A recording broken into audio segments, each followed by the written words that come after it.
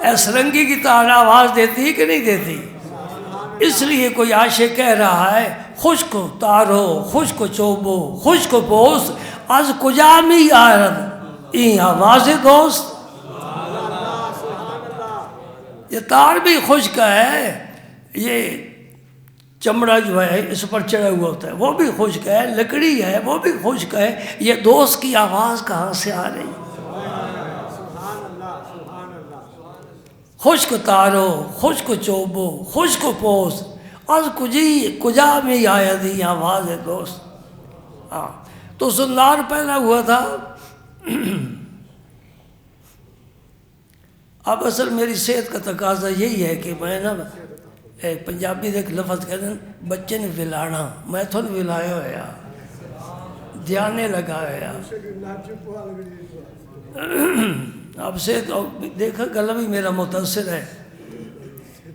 اللہ رحم فرمائے، اللہ قبول فرمائے. وہ میرا اللہ نہ صحت کو دیکھتا ہے نہ گلے کو دیکھتا ہے، وہ دل کی کیفیت کو دیکھتا ہے. اور وہ کیفیت مرشد کے فیض سے ملتی ہے، یہ بھی یاد کرنا. یوں ہی نہیں ملتی، مرشد کے فیض سے ملتی ہے. اور اس منبر پر میرے مرشد نے مجھے بٹھایا ہے. الحمدللہ. میں کس طرح اللہ کا شکر ادا کروں. وہ کھڑا ہو گیا، اس نے کہا جی میں ایک حدیث کا معنی پوچھنا چاہتا ہوں. فرمایا پوچھو. حدیث پاک ہے اتقوا فراست المومن فانہ ینظر بنور اللہ. میں نور اللہ کی بات کر رہا ہوں. نبی کریم رؤوف الرحیم صلی اللہ علیہ وسلم فرماتے ہیں مومن کی فراست سے ڈرو. یہ دل کی جو آنکھ ہے نا اس کو بصیرت کہتے ہیں. یہ بصارت ہے، جسم کی ظاہری آنکھ بصارت. اس کے سامنے ہاتھ آ جائے تو نہیں دیکھ سکتی، لیکن وہ بصیرت مل جائے تو ساتوں آسمانوں سے آگے چلی جاتی ہے. وہ ایک خدا کا نور ہے، اس کے لیے کوئی حجاب نہیں ہے. سبحان اللہ. اللہ. اتقوا فراست المومن فإنہ ینظر بنور اللہ. مومن کی فراست سے ڈرو، وہ اللہ کے نور سے دیکھتا ہے. خواجہ جنید بغدادی نے فرمایا کہ یہودیت چھوڑ، زنار توڑ، کلمہ میرے مصطفیٰ کا پڑھ. آپ سمجھ گئے کہ نہیں سمجھے؟ کتنے نظر پہنچی ہے. اس سے دوسرا سوال کیا. انہوں نے کہا جی میں بڑے بڑے بزرگوں کے محفلوں میں گیا ہوں، واعظ سنے ہیں، ان سے میں نے اس حدیث کا معنی پوچھا ہے. میں یہ واقعہ اپنی آنکھوں سے دیکھ کر پڑھ کر آپ کو بتا رہا ہوں. سالہ کوشیریہ جس کو آج 1100 سال تقریباً ہو، اتنی پرانی کتاب ہے، اس زمانے میں مقبول ہے. آج اگر اسے قبول نہ کیا جائے تو بدبختی نہیں تو اور کیا ہے، جو ہر زمانے میں مقبول ہے. میں نے بڑے بڑے بزرگوں سے، علماء سے اس کا معنی پوچھا ہے، کسی نے مجھے جواب نہیں دیا. اس کا مطلب ہے کہ امت محمدیہ میں یوں ہی ممبر پر بیٹھے ہوئے ہیں. آپ نے فرمایا نہیں، ایسی بات نہیں. سب تجھے پہچانتے تھے، سب جانتے تھے کہ یہودی ہے، لیکن تیرے ایمان لانے کا وقت اب آیا ہے. یک نشد دو شد. یہ کیسے پتہ چلا کہ اس کے ایمان کا وقت یہ ہے؟ جس کی نظر لوح محفوظ پر ہو وہ سارا کچھ بتا سکتا ہے. یہ ہے شرح صدر، بات ہی نہ شک صدر کی، یہ ہے شرح صدر. حضرت انس کی حدیث سن لو.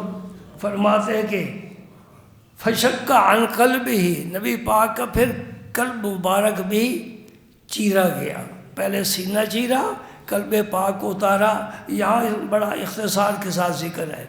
پھر آپ کے قلب انور کو ہم کچھ سمجھ نہیں سکتے، نہ سمجھا سکتے ہیں. جس قلب انور پر قرآن نازل ہوتا ہے تو رب کریم کی تجلیات نازل ہوتی ہیں، وہ ان اسرار کا وہ امین ہے اور ذات پاک کو دیکھ کر آیا ہے، اس کے اندر وہ جلوے ہیں، اس کے اندر حسن و جمال کی ساری رعنائیاں ہیں، اس میں نزاکت ہے، لطافت ہے، کثافت سے پاک ہے۔ اس قلب انور کے بارے ہم کیا سمجھ سکتے ہیں؟ بار کے جو لفظ ہے اس کا ذکر کر کر آؤ۔ فَاسْتَغْرَبْ مِنْهُ عَلَقَةً، پھر جمع ہوا خون، وہ اس قلب انور سے نکالا اور اس کو پھینک دیا۔ فرمایا ھذا حظ الشیطان منک، اس کا ترجمہ میرا استاد بھی نہیں کر سکتا، اس کا ترجمہ میرا استاد بھی نہیں کر سکتا، اور نہیں کیا۔ مجھے اچھی طرح یاد ہے، میرے ساتھی اور دوست الحمدللہ اس وقت 2 ہی ساتھی میرے ساتھ دنیا میں موجود ہیں، سب رخصت ہو گئے۔ انہوں نے معراج شریف کے موقع پر دارالعلوم میں یہ حدیث بیان کی تھی، اور میرے استاد بہت برہم ہوئے تھے اس لفظ پر، بہت برہم ہوئے، اور فرمایا بیٹا تو کہاں، قلب مصطفیٰ کا، ہم اس کو کیا سمجھ سکتے ہیں؟ لفظ ہیں، ان کی حقیقت کو نہیں سمجھ سکتے۔ ثم غسلہ فی طست من ذہب بماء زمزم، زمزم کے پانی کے ساتھ ٹرے میں، آج ہی میں نہ کریں گے نا، طشت، اس میں قلب پاک کو دھویا گیا۔ اس سے علماء یہ مسئلہ سمجھتے ہیں کہ زمزم کی شان کوثر کے پانی سے بھی اعلیٰ ہے، ورنہ وہاں سے پانی لایا جاتا۔ پھر اس کو اسی جگہ پر رکھ کر آپ کے سینے مبارک کو سی دیا گیا۔ حضرت انس فرماتے ہیں جب آپ چادر مبارک اتار کر بیٹھتے تھے تو یہاں سے لے کر ناف تک میں لکیر دیکھتا تھا جو سوئی کے ساتھ سیا گیا ہے۔ اور میں سمجھتا ہوں وہ پاکیزہ سینے پر وہ جو لکیر ہے، خدا کی قسم اتنی خوبصورت لگتی ہے نا، کوئی اندازہ نہیں کر سکتا۔ سبحان اللہ۔ ثم وجعل غلمان یسعون الی امہ، جو آپ کے ساتھ بچے تھے وہ حضرت حلیمہ کے پاس آئے، ڈر گئے یہ کیا ہو رہا ہے، اور کہنے لگے ہمارے ساتھی کو تو قتل کر دیا گیا ہے، شہید کر دیا گیا ہے۔